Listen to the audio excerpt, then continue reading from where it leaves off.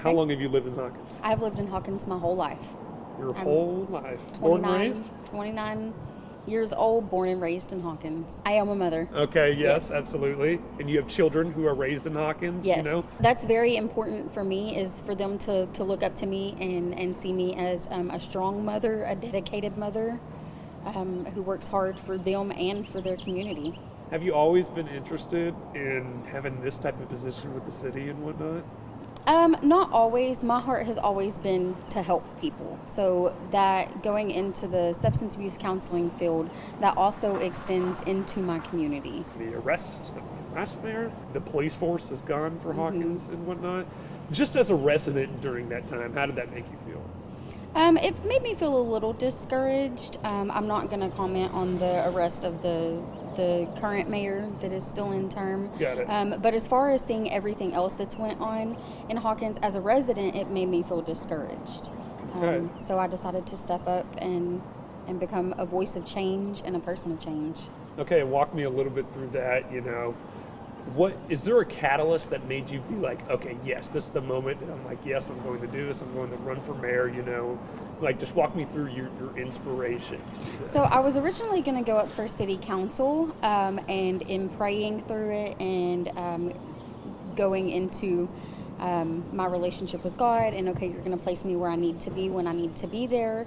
The opportunity for this arose, and I just kind of jumped head in. What's going to be like step one? I'm going to be doing this. So I would like to talk with the other city council members. So I'm not going to do anything myself. It all involves the process of including your city council members, of involving the community. So before I say of what I might put on the agenda, I want to have conversations with them first. I would like to eventually open applications back up to start the process of hiring a police chief. There is a process for that. So that we have to have applicants. I have to go through the applications.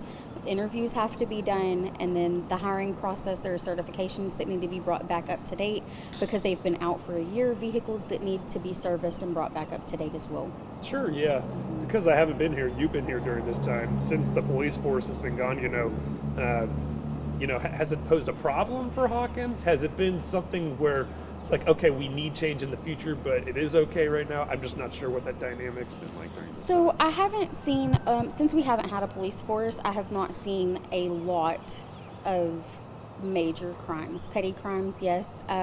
City code enforcements, yes.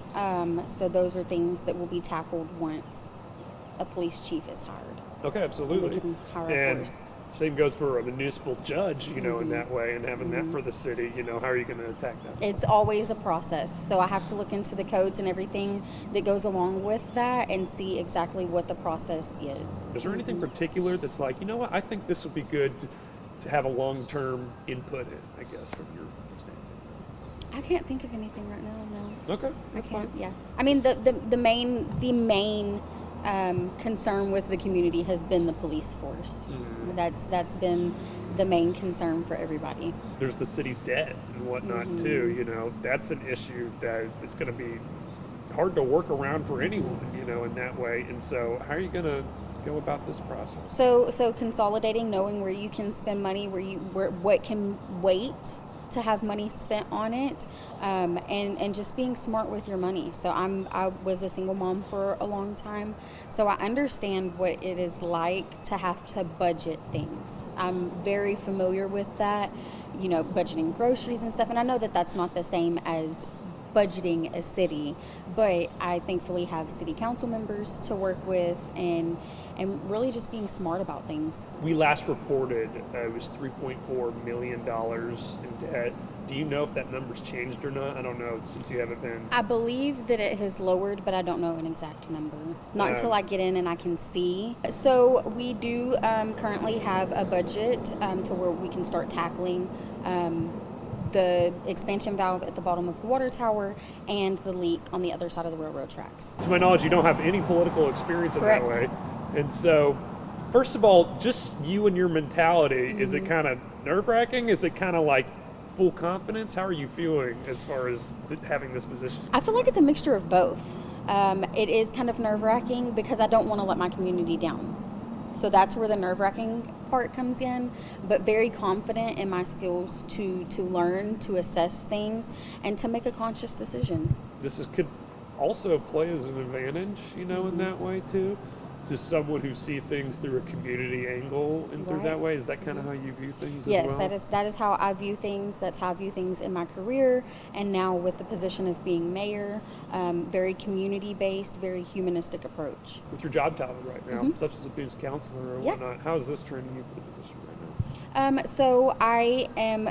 I work in a very structured environment, so that helps with also working with the city and being mayor.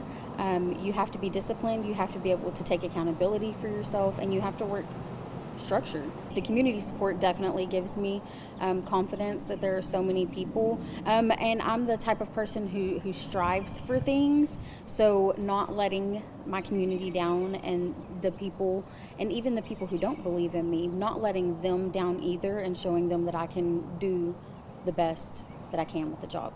Absolutely, yeah. Any long-term goals as well? We talked about short-term stuff.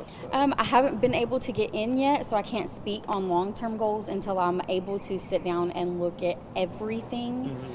Then I can kind of start focusing on those long-term goals.